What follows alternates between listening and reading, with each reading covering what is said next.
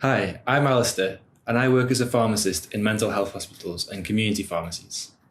And hi, I'm Josh. I work as a doctor in hospital, specifically in the intensive care unit where we look after the patients with the most serious illnesses that come into hospital.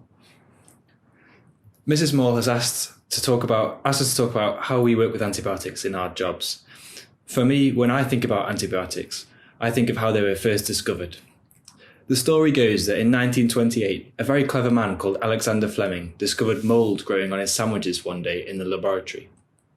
The mould was keeping the germs at bay by producing a substance called penicillin, the first antibiotic. In those days, people died very easily from infections, as there were no antibiotics around. Even a cut as small as your finger could kill you. Penicillin has saved millions of lives, but by not using it properly, the germs we fight with are getting wise as to how to beat it. This is called antibiotic resistance. In 1945, Alexander Fleming won a special award called the Nobel Prize to celebrate his discovery of penicillin. The Nobel Prize is like the Olympic gold medal for scientists. But in his speech all those years ago, he warned us about antibiotic resistance. We didn't listen enough back then, and so it's important to take action now. So let's think about what an infection is. So an infection is an illness that's caused by a germ invading into your body, which makes you feel poorly. Now, your body has its own special way of fighting off the infection, which is called your immune system, which you might have heard about. So the special cells of your immune system attack and kill the invading germs. But sometimes the immune system can't manage to fight that infection by itself and needs help from antibiotics. Antibiotics are medicines which we've made to fight the infections that your immune system can't deal with.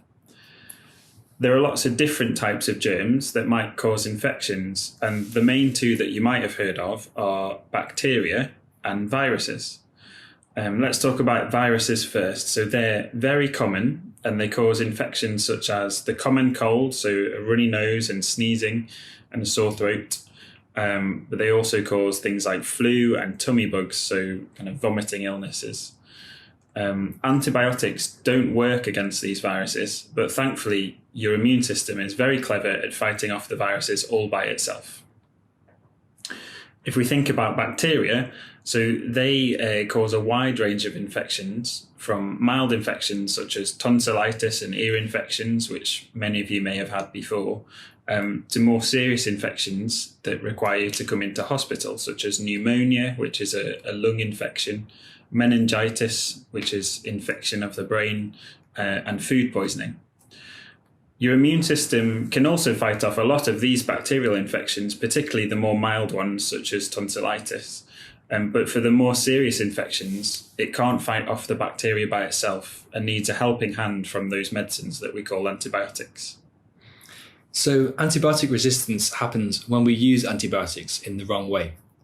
For example, using antibiotics to treat viruses, or not completing a full course of antibiotics. Because the bacteria are introduced to antibiotics, but there's not enough antibiotic to kill the bacteria, they can figure out how to beat them. So the next time somebody takes the antibiotic and really needs it, it won't work. This can be very serious, as one day not too far from now, people might start dying again from small cuts in their fingers. But the good news is, if we all work together, we can stop this from happening. So here's what we can all do to help in this battle against antibiotic resistance. Number 1, never use antibiotics unless they're absolutely necessary. This means that you should only take antibiotics that have been prescribed by a doctor and then given to you by a pharmacist when they're really needed. As we've said already, a lot of infections are caused by viruses such as coughs and sneezes, and although they can feel really unpleasant and can make you feel really poorly, they aren't dangerous, and your body will get rid of the infection all by itself without antibiotics. Number 2, always complete a course of antibiotics as your doctor or pharmacist has told you. So if a doctor thinks you need antibiotics, a pharmacist will give you exactly the right amount of medicine from the chemist that you need to kill off the infection without it becoming resistant. And you should take all of the medicine as you're told and when you're told to. And number 3, Help make your friends and family know about antibiotic resistance by telling them what you've learned here today from us and from others. Now it's over to you guys. We've got a list of your questions here and we'll try and answer them as best as we can. So the first question is, did you always want to work for the NHS? So for me, when I was really young, I wanted to be an astronaut, first and foremost. But then after a while, I kind of realised that job was probably a bit more dangerous than I first anticipated. And not many people get to go to space. So then a few years later, I was really into sports and I really enjoyed something called slalom canoeing, which is like slalom skiing, but on a whitewater river. And I really enjoyed doing that. But then again, I realised that there probably wasn't enough there to make a career out of. So I had lots of different ambitions, but the first time when I realised I wanted to work for the NHS was when I was a teenager and I had quite a few asthma attacks. I spent some time in hospital and I realised that the people there were really, really friendly and they made such a big difference to how worried I was about things and my treatment. And so at that point, I kind of realised that there was this fantastic thing called the NHS and it existed and it was bigger than anybody in particular, but it was such a great force to work for. And so I think from then onwards, I started to gear up to try and pursue a career in healthcare. And I think I would say that I've always wanted to work for the NHS or as a doctor specifically, as far as I can remember. So I'd always been interested in science at school, in particular biology, and I wanted a job that would combine that with the ability to help people, which I feel I really do in my job. So I've always wanted to do that. And the next question is, what made you interested in medicines? So for me, I find medicines fascinating because medicines, the actual drug itself is so tiny. There's no way you could see it. Even under a microscope, it would be very difficult to see an individual molecule, an individual piece of a drug. And so for me, it's fascinating that something so small can have such a big effect on the human body. And like Josh said, I was really interested in biology and chemistry at school, and I really like working with people and helping people. And I think sometimes when you realise that you've really helped somebody, it gives you such a nice buzz. Why did you decide to become a pharmacist? So I went to lots of different open days at universities when I was figuring out what to do. And Durham University has a river right beside the campus. So I thought that's perfect. I can do a degree and I can go canoeing at the same time. And then they offered pharmacy. So I thought that's ideal because it combines lots and lots of my interests. How about you? When did you decide you wanted to become a doctor? I think, like I'd already said, I've always been interested in science and I feel that I use science a lot in my job, as well as helping people and doing practical things. So it seemed like the perfect job for me. Ali, do you like your job? Yeah, so I love my job. I have had a wealth of experience at different sectors of pharmacy. Working in mental health is really interesting. Looking at people that struggle with mental health really teaches you a lot about how your own mind works. And I think not enough people understand what their mind is going through and what they're thinking and feeling. And it's important to be in touch with that to be able to have good mental health. And in community pharmacy, I really enjoy it, helping people with minor illnesses who come over the counter and giving people medicines and explaining about how their medicine works and how they can get the most out of it. The next question is, how do you know what medicine to give people? So that's a good question. So to be a doctor or a pharmacist, you have to train for a long time. So you go to be a doctor, you go to medical school where you study specifically how to be a doctor for at least 5 years, which might seem like a long time, but it flies by, trust me. And a big part of the medical degree and learning how to be a doctor is learning which medicines do what and which medicines you need to give people to do which specific things. So that's one part of it. Science is changing all of the time, and scientists develop new drugs kind of on a regular basis. So even once you've done all of your learning at medical school, you're constantly needing to keep up to date with changes as they happen. And you can do that by kind of looking on the internet, reading articles and kind of teaching each other about changes as they happen. Yeah, I think I agree with all that. So Josh, what do you do in your spare time? Well, I guess not a lot of us can be doing a lot at the moment with the lockdown situation, but usually in my spare time I enjoy playing music, so specifically playing the piano. I enjoy climbing, rock climbing, That's always fun and good exercise. What do you like doing, Ali? So I realised recently that I've not really watched that many films when I was younger, because I was always canoeing and doing other things. So recently I've kind of really enjoyed watching lots of films that I missed during my childhood. I like cycling and walking and reading and listening to music as well. But it's difficult now to pursue your hobbies with the lockdown, but I'm looking forward to when that becomes lifted again and we can do more things. The next question is, what's the most expensive drug? You want to answer this, or do you want me to? Yeah, do you want to answer that one? Yeah, so this is a really good question. Often what makes drugs expensive is when there's a lot of new technology involved. So all of the time in science and in biology and in medicine, we're discovering new ways that the body works and discovering new ways to treat things. So when there's a new technology, often that increases the cost, because we haven't reduced the costs of how to use the technology yet, because it's only new. Also, for some diseases, particularly rare diseases, they can be very serious, but there's only a small number of patients that have them. And when there's only a small number of patients that need a certain drug, it increases the cost of it, because the drug company needs to get back the cost it takes to develop the drug. It costs about £500 million and about 10 years to develop a drug.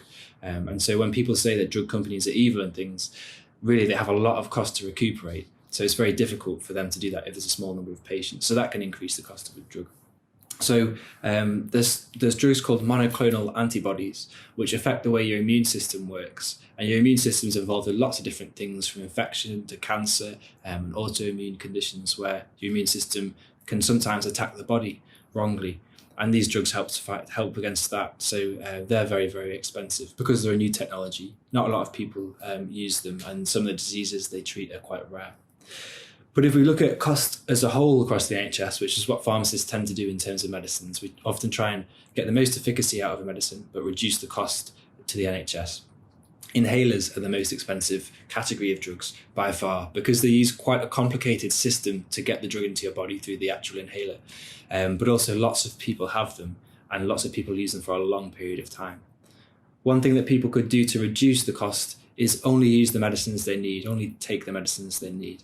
And inhalers are a category where lots of people have more than they need. It's understandable to have one on your person and maybe one in your sports bag, but some people have 5, 6 of the same inhaler, and that's excessive medicines, and it's medicines wastage. Can you have a guess at how much the NHS spends on drugs each year? Have a think about a number in your head. Has everyone got a number? Okay, so the cost of drugs to the NHS each year, of medicines to the NHS each year, is £11 billion. Wow. So that's a massive figure. Yeah. And I'm just going to try and help you think about how big that number is, because sometimes we can say millions and billions, but it's difficult to actually think of the size of that number. So how many seconds do you think there are in a year? So think about last Christmas or last bonfire night, about a year ago. That seems like quite a long time ago, doesn't it? How many seconds do you think have passed since then? The answer is 31 million. So that's a huge number of seconds. And how many 31 millions do you think it would take up to make 11 billion? So 31 million is obviously 31 with 6 zeros at the end. And then 11 billion is 11 and then 9 zeros at the end. So if there's 31 million seconds in a year, it would take 354 years to get to 11 billion seconds. So that's a huge amount of seconds. That's a huge amount of numbers. And 354 years, it's not just your lifetime. It's not just your parents' lifetime. It's their granddad's lifetime and their granddad's granddad's lifetime and their granddad's granddad's granddad's lifetime. So that's ages and ages and ages. So 11 billion is a massive number. And that's the number of pounds we spend each year on medicines in the UK. Between 30 to 50% of medicines are not taken properly. So that's nearly half of all medicines are not taken properly or at all. And so a lot of that £11 billion is wasted. If we can increase the number of medicines that people take correctly and reduce those that they don't take correctly, we could really reduce the spend we spend on medicines and spend it elsewhere in the NHS. So it's really important to take medicines as is prescribed. If you had a magic wand and could make one change to improve the health of people, what would it be? So I think a massive part of what we do as doctors and pharmacists is helping people to look after their own health. So there's a massive amount that you and I and everyone else can do to make ourselves be as healthy as possible and reduce our chance of getting unwell. So I'm sure you can think of some of the things that you can do to make yourself more healthy. Eating healthily is really important. So eating lots of fruit and vegetables, which have vitamins in, which help to boost things like your immune system that we've already talked about. They help you fight off infections. Exercising regularly, getting plenty of sleep, which is important to allow your body to recover and allow your immune system to recover its ability to fight off infections every day. And not kind of taking things into your body that can be harmful to your body. So not drinking too much alcohol, not smoking, and not taking more harmful drugs that perhaps illegal drugs that aren't prescribed by doctors and pharmacists, which can have really nasty effects on your body. All of these things will help you to be healthier, to fight off illnesses, and even feel better and live longer and be happier. Definitely. Would you agree with that? Yeah, definitely. The only thing I'd add is make sure you drink lots of water as well. So water's really good for you. Yeah, that's a good one. Kidneys. Yeah. And stops you getting headaches too. I'm going to ask you now, what is the thing you've done that you're most proud of in your job and that's made the most difference to health?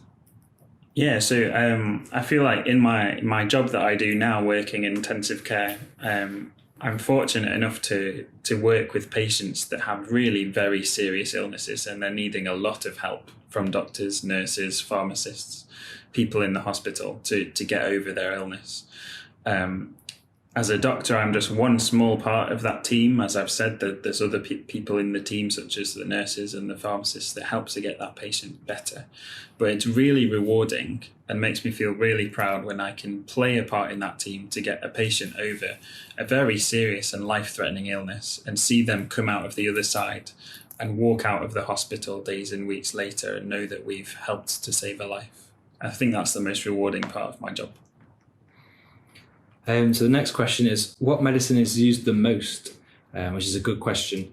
We had to have a bit of a think about this, didn't we? But we kind of came down to paracetamol. So paracetamol, everybody will probably use it at some point in their life, and lots of people are on it regularly for pain.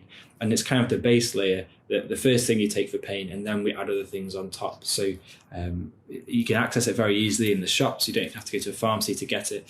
But we think that's probably one of the ones that's used the most. You've probably all taken paracetamol at some point in your life because it's the pain relieving part of Calpol. Yeah. Which tastes good as well as helps with pain. So next question, what is the most unusual medicine you've ever given somebody? Yeah, we had to have a think about this one as well. But I think some of the things that make medicines unusual are the kind of added effects that they can have on the body. So a lot of medicines and drugs kind of are designed and made to do a specific thing, like treat an infection. But often they have side effects, which are other effects of the medicine that perhaps aren't desired or the main effect of the drug. So one example I had was rifampicin, which happens to be an antibiotic that we've already discussed. So its main use is to fight infections, and particularly kind of more unusual and severe infections such as tuberculosis that you might have heard of.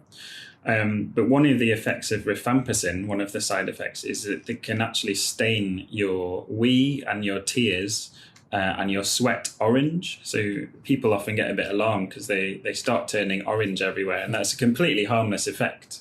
But it's quite interesting and unusual, I think. So next question, what keeps you wanting to do your job?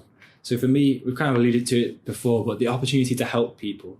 I think I get a big rush when I realise that I've done something to help somebody that they wouldn't have been able to get before or without someone in my role being there. Is that the same for you? Or? Yeah, definitely. So Josh kind of talked about this one earlier. How long does it take to learn to do your job? So how long do you think it takes to be a pharmacist? Josh said before about the doctors going to medical school for 5 years to be a doctor. But to be a pharmacist, lots of people just think you just get a job at Boots or wherever, and you're a pharmacist. But actually, to become a pharmacist, you have to train for 4 years at university at pharmacy school, learning all sorts of things about how drugs work and how we can get a drug into the body. And then you have to do a further year of in-practice training. So that can be in hospital, where I did mine, or in community pharmacy as well. And even after then, how long does it take to learn in your job? I think pharmacists and doctors are always learning. There's always new things to learn. The human body is so complicated that you can spend a whole lifetime learning about it and you probably never get to the complete bottom of it. And I think that the same with drugs, there's always new medicines coming out all the time. So you always have to be on your toes and ready to learn. The next question is, do people ever get you mixed up with other jobs, e.g. doctors? So I'm wearing green scrubs now, but often when I'm on the wards or in working in community pharmacy in particular, I just wear normal, like a smart shirt and smart trousers. And in hospital in particular, lots of people come up to me and say, "Oh, are you the doctor?" And I say, "No, I'm the pharmacist," because you look the same. So that can get a bit frustrating when you have to keep reminding people that this is what my job is. Yeah, and as I said earlier, in the hospital, we all work as one massive team. So as well as doctors and pharmacists, there are lots of other people and lots of other jobs that are there to kind of help people get better in their illness. So there are doctors who diagnose people and decide on the treatment that people are going to get for their illness, pharmacists who help kind of give the medicines and advise the doctors on which medicines that are best for the patients. Then there's the nurses who look after the patients most closely and provide care and give the treatments that the doctors and pharmacists want the patients to have. And then there are lots of other people, so physiotherapists who help patients to move around, who might have difficulty moving around, occupational therapists who help patients to do things with their hands, for example, who might have difficulty picking things up or making things, speech therapists who help people with their talking or swallowing if they have difficulties with those due to certain illnesses. And all of these people come together as one big team, and there's a massive overlap between our roles. So patients often get confused as to who people are. So it's important that we kind of identify ourselves, but it's also important for the patients to know that everyone in that team is equally as important and is helping to get them better. So if you're ever interested in a career in healthcare, there's lots and lots of different jobs that are available as well for everybody. So the next question is, how hygienic do you have to be when giving medicines out? So there's a kind of basic level of hygiene you have to have as a healthcare professional. So you need to wash your hands after every patient you speak to. You have to wash your hands at the start of the shift and at the end of the shift, and various different points in between. And you have to look after your personal hygiene as well. Normally, in terms of just a community pharmacy, you can have a cup of tea and things, that's fine. You don't need to take extra measures there. But in hospital manufacture, sometimes medicines are made up within the hospital themselves, and those medications often require a clean room to be made up in. So lots of things we give straight into a vein. There's a bigger chance of infection getting into the patient that way. And we don't want to use antibiotics to treat that. So the best we can do if we have to, but the best way to treat that is to prevent it from happening in the first place. And so we make up medicines in clean rooms there, and everyone has to wear gowns and a cap and things like that, and make sure they're cleaning their hands really, really, really regularly to stop any bacteria or getting into the drugs there. And I think talking about hygiene is never kind of been more important than at the moment with everything that's going on. And I'm sure you're all doing as much as you can to kind of be as hygienic as possible. So, I mean, normally in hospital, it's really important to wash your hands regularly to stop infections transferring from patient to patient who might have different infections. But never has that been more important with what's going on in the world today. So wash your hands as often as you can to stop the spread of infections. Really, really important, because even if it doesn't infect you, your hands might spread the infection that infects somebody else. Yeah. Next question, what do you wear at work? So we thought for this one we would demonstrate by putting our scrubs on. So often we can wear scrubs like this that are easily washable. They're actually really comfy as well. It's like wearing pyjamas to work every day. It's great. Yeah. But oftentimes I'll wear smart clothes as well. So particularly before coronavirus, I would just wear a shirt and smart trousers, smart shoes, which is quite nice because you can choose your own wardrobe and choose what you want to wear. There was a question, I think, about can you wear high heels? I've never seen anybody wear high heels. Personally, I would probably break my ankle if I tried to wear them. But you can. There's certainly people I know that really dress really well for work if they don't wear scrubs, and people take pride in that. So it's definitely a profession, pharmacy particularly, that if you want to dress well and you want to look glamorous, then you can definitely do that. I think it definitely depends on the job you're doing in healthcare as well, because I think some jobs as a doctor, if you were running in high heels to an emergency, it might prove a problem. So. Yeah, definitely. I put here, what do you wear at work? Well, nowadays we always wear a mask. That's been a new bit of attire for me that I've had to get used to wearing. The next question, a really good question. What is the main ingredient in medicine? So there are lots of different medicines, and each one of them has lots of different ingredients. Lots of the ingredients in medicines were originally from plants. So an example of that is a willow tree. The bark of a willow tree contains something that we now use in aspirin. So it's the same thing. And lots of aspirin is another type of painkiller that you can take for headaches and other kinds of pain. Yeah. And lots of older tribes and things used to chew willow bark to ease headaches. And some clever person somewhere realised that and thought, hang on, there might be something in there we can extract to make a medicine. So medicines come from lots and lots of different places. And as we've said about penicillin coming from mouldy bread, have you ever seen a piece of mouldy bread or a piece of mouldy fruit? Those will probably have penicillin on them, although we definitely wouldn't advise eating them because there'll be lots of other things on there too. That's another source of medication. So the main ingredient in medicine is difficult to say. Probably the main thing we put in medicines are not the actual drug itself. So the drug is the bit that affects you, that treats the infection or treats the headache.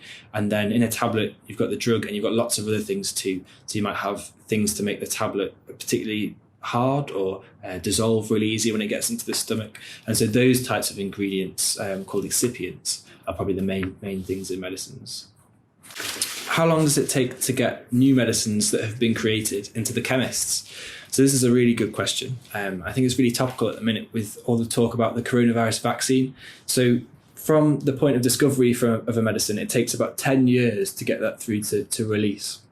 So if you have a think about 10 years ago, some of you might not have even been born or might have just been born. So it takes up to now your entire lifetime for medicines to be brought into the chemists. And if you think 10 years from now, 2030, how different the world will probably be then. The medicines we're just creating now will be released around then. So that's an enormous length of time. With the coronavirus vaccine, they're obviously concentrating very, very hard on trying to get this one through as quickly as we can to save as many lives as possible. And so it's important to do it quickly but safely. And that's the reason it takes so long, is because safety in medication is the absolute most important thing. It's all well and good having a drug that might cure the latest infection, but if it causes detrimental harm, it causes harm to a patient, then that's very counterproductive. It's not what we'd want. Yeah. So the 10 years is basically making that sure that medicine is as safe as possible. So for example, as we've already talked about plants, a scientist might come along and find a specific type of plant that they think might be useful at treating some illness or other. Then it takes a number of years to work out how to extract the medicine safely from the plant and to do that in big quantities. And then it takes another number of years to make sure that chemical is and that medicine is safe for a human to take without getting lots of dangerous side effects. And it has to go through test after test after test, which takes years. And that's why we also test some medicines on animals as well, just to make sure they're safe before trial in humans, which is a big area for debate. But although I don't like to hear animals come into harm, it's often better for us not to harm humans if we know things are safe because we've tried with animals. So next question, what is the difference between Calpol and ibuprofen? So Calpol contains paracetamol and ibuprofen is ibuprofen. And they're both painkillers. So they have a very similar effect, but they work in slightly different ways in the body. So a lot of us will take them interchangeably. The only thing to look out for with ibuprofen is it can upset your stomach a little bit. So make sure you always take it with food. And ibuprofen can be more beneficial if you've got inflammation with your pain. So if you bump your knee, for instance, and it's swollen up, ibuprofen might be a little bit more useful than paracetamol, but not massively. How do you read the doctor's writing on prescriptions? So that's a very difficult one. Doctors are very clever people, but they don't take a lot of time to make the handwriting neat. I like to think my handwriting's neat, but your handwriting's okay, actually, yeah. But sometimes you get a prescription and you think, oh, I do not know what that is. So thankfully nowadays, lots of prescriptions are electronic, so doctors have to type things out, which is a lot easier to read. But if there's something I don't understand, I'll often try to ring the doctor, although they're not always that available. Or we'll have a bit of a laugh about it in the pharmacy, and the technicians and other staff there will try and decipher what they've written. But sometimes it is very difficult to read. And there are supposed to be rules when writing prescriptions. So, for example, writing in block capital letters, so it's really clear for the pharmacist or the nurse to read the prescription. But some people are naughty, and it doesn't always happen like that. So the next question is: do you often get ill from working with patients or customers that are ill? I'd say on the whole, no, I don't think so. But the one exception to that is recently with coronavirus, I have had it and had to self-isolate because I got it at work through the patients on the ward there. But that was very early on when we didn't know a huge amount about it. So now that we've got PPE and the government's responded to things, I think that risk has been reduced massively. But generally speaking, I don't really think I've got ill. And that kind of illustrates the importance of hygiene, so of washing your hands all the time and making sure you're as hygienic as you can be when you come to work. Would you say the same? Yeah, I would say the same, yeah. Are patients or customers ever rude to you? And if so, how do you deal with that? So, yeah, lots of the time patients are rude. I think they can be rude and angry, especially if things haven't gone the way they wanted or medications aren't ready, or oftentimes the GP won't have sent the prescription across and they can get really angry that the medicines aren't ready. But it's important, I think, whenever you encounter in life someone that's angry, to try and understand their perspective. So take a deep breath and try and understand why they might be angry. And if you were in their position, you probably would be angry too. Often they're hurting or struggling with something, and that's the cause of their anger. And just letting them express themselves, listening to them patiently and being kind to them can help diffuse that anger. It's very difficult to be angry at somebody who's being kind to you. Yeah, I think that's a good point. And I think I find, especially when I see people in hospital, not often, but patients can sometimes be a bit grumpy or be a bit angry. And we have to remember that coming to hospital is a very scary time in someone's life. And that person who might be a bit grumpy is very poorly and might be quite scared because they've come into hospital. And it's about kind of reassuring them and allaying that fear often helps them to be less angry and grumpy. I think we've run out of time there. We're just going over half an hour. There's a few more questions we haven't answered, but if you have a question that's not been answered and you want to get in touch with us, Mrs. Moore has my email address and we'd be more than happy to reply to those on there. So just to sum up, thank you all for listening today. It's been great to do this recording and I hope it's interesting for you guys. And just to leave you with those same 3 points we said before, never use antibiotics unless they're absolutely necessary, unless your doctor and pharmacist tells you to take them. And if you do have to take them, always complete the course of antibiotics as your doctor or pharmacist tells you. And third and finally, help make sure your friends and family know about antibiotic resistance by telling them what you've learned today. Thanks very much, guys. Thanks. Bye.